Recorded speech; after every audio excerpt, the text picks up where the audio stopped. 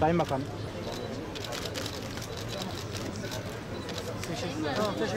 Özellikle Mehmet Görmez hocamı, Diyanet İşleri Başkanlığımızı yapan kıymetli hemşerimi bugün anmadan geçemeyeceğim. Çünkü buranın başlamasında yaptığımız çalışmada onun çok büyük bir emeği var değerli hocam. Biz bu İstanbul-Ankara merkezli yapılan Diyanet Vakfı'nın yaptığı çalışmanın bölgenin ihtiyacı olduğunu, Güneydoğu'nun ihtiyacı olduğunu, hele Gazi şehrin 750 bin 18 yaş altı öğrencisi olan 4 üniversitesi, bugün 5.'sini de Sayın Cumhurbaşkanımızın müjdesini verdiği üniversite sayımızda yaklaşık 70 bin üniversite öğrencimizde bize çok yakışacağına inandık. Sayın Başkanımıza söyledik, kıymetli hocamıza Sayın Bakanım talimat verdi ve Bismillah dedik, başladık. Bugün değerli Vakıf Başkanımızın söylediği sayıya baktığınız zaman 250 yayın kuruluşunun, 100 standın, 70 edebiyatçının bu konuda hakikaten benim söyleyecek sözüm var diyen herkesin buraya geldiği dolu dolu bir hafta geçiriyoruz. Tabii bu niye önemli? Bizim medeniyetimiz. Bizim medeniyetimizin ilk vahiy İkra diye geliyor. Ve İkra'nın anlamı oku. Allah'ın adıyla oku. Ve bize öğretilen medeniyetimizin en büyük önemli parçalarından biri, bilenle bilmeyen bir olur mu diyor. İlim içinde de olsa alınız diyor. Bana bir harf öğretenin 40 yıl kölesi olurum diyor.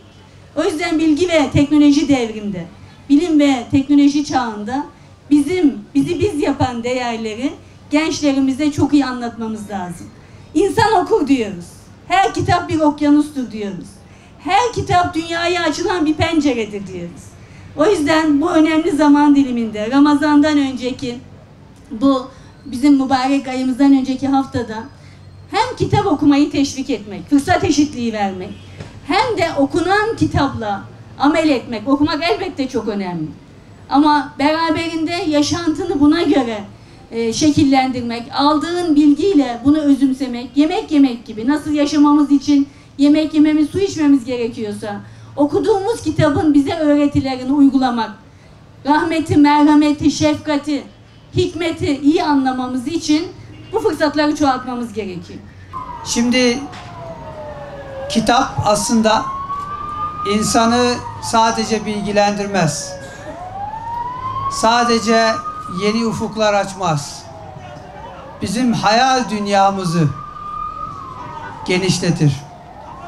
Dünyanın dört bir köşesinde yapılan bilimsel çalışmaları, fikirleri bizim derinlemesine anlamamızı, bilgi edinmemizi sağlar. Onun için okumak bence en önemli insani bir fonksiyondur. Bu son derece önemlidir. Kitap tabii denince geçmişin tecrübelerini de biz kitaplardan daha derinlemesine edinebiliyoruz. Geleceği kurgularken de bundan yararlanıyoruz. 4. Sanayi Devrimi'nde en önemli konu fikir üretebilmektir. Yenilikçi fikirler ortaya koyabilmektir. 21. yüzyılda aslında esas olan bizim duygusal zekamızdır.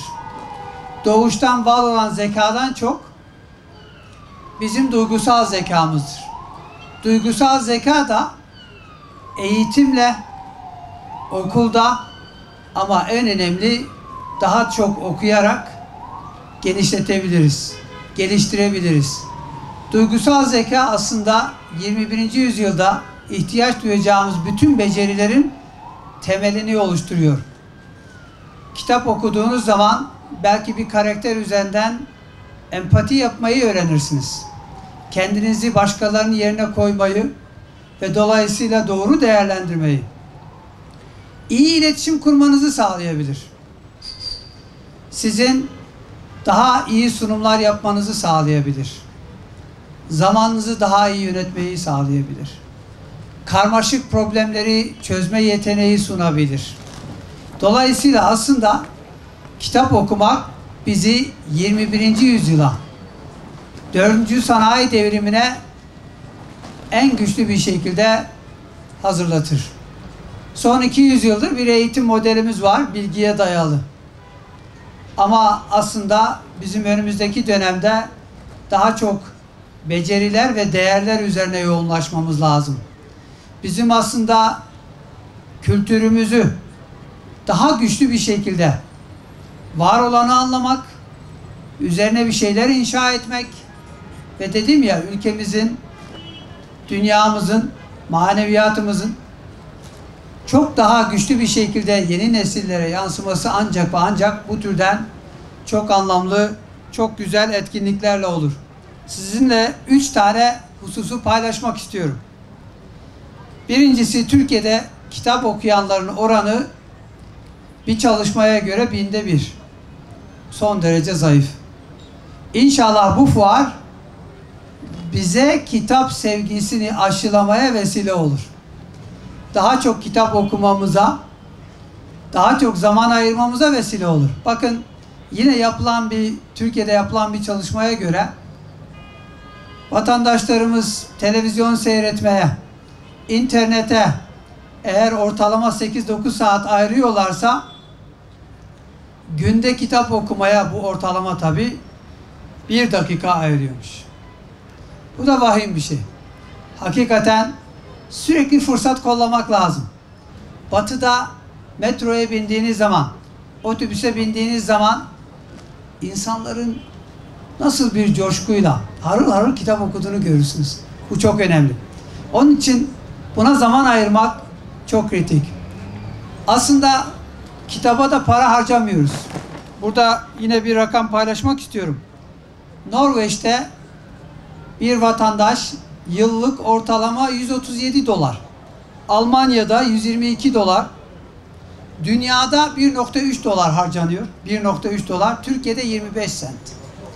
Bunlar maalesef bizim her ne kadar medeniyetimiz, inancımız, yani daha çok okumayı, öğrenmeyi çok güçlü bir şekilde teşvik ve talep ediyorsa da gelin görün ki bu durumumuzu bizim daha da iyileştirmemiz lazım.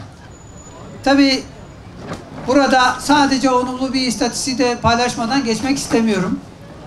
Hükümetlerimiz döneminde Türkiye'de kişi başına basılan kitap sayısında çok ciddi bir artış var. Son 10 yılda bile kişi başına basılan kitap sayısı 4'ten neredeyse 8 düzeyine çıkmış. Bu çok önemli. Dolayısıyla hakikaten yoğun bir çaba var. Yazarlarımız bu konuda iyi üreticiler. Şimdi 4. sanayi devriminde önümüzdeki yüzyılda üretimin, katma değerin en önemli zincirin en önemli halkası ne biliyor musunuz? Üretimin kendisinden çok o üretime giden yenilikçi fikirlerdir, biliyor musunuz? Katma değeri en yüksek olan alan burasıdır. Yani bu konudaki okuma için ayrılan zamanı biz artırabilirsek aslında kişi başına milli geliri çok daha güçlü bir şekilde artırabiliriz. Çünkü o zaman çok daha güçlü bir şekilde yenilikçi fikirlerimiz olur. Eğer biz dünyada söz sahibi olmak istiyorsak gerçekten daha çok okumamız lazım.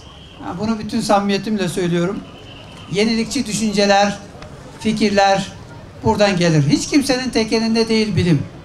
O nedenle ilim Çin'de de olsa öğrenin, bize talimatı var.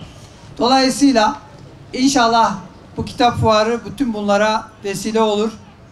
Biz sosyal becerilerimizi artırmış oluruz. İletişimimiz çok daha güçlü olur. Duygusal zekamız daha da gelişir. Aslında ülke olarak klasik okur yazarlık tabii önemli. Okuduğunu anlamak çok çok kritik. Bu bir beceri. Okuduğunu anlamak bir beceri. Biz aslında vatandaşımızı finansal olarak da okur yazar yaparsak çok önemli olacak. Orada da önemli çabalar var.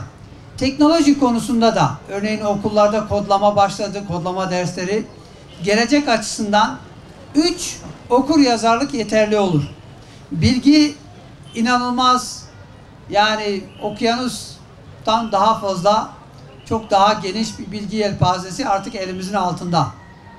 Önemli olan okur yazar olmamız, okuduğunu anlamamız, finansal olarak okur yazar olmamız, rasyonel kararlar almamız ama en önemlisi teknoloji konusunda da okur yazarlık.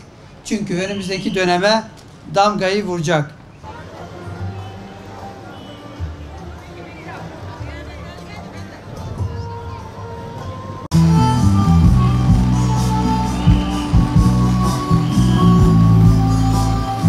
Bakanım hoş geldiniz. Nasılsınız, iyi misiniz? Çok şükür, sizler nasılsınız? Bugün açtık değil mi? Bugün açtık Nasıl, efendim. iyi mi? İlgiyi daha inşallah göreceğiz bundan sonra. Gelirler. Buradaki yayıncıların %70'i İstanbul'dan geliyor.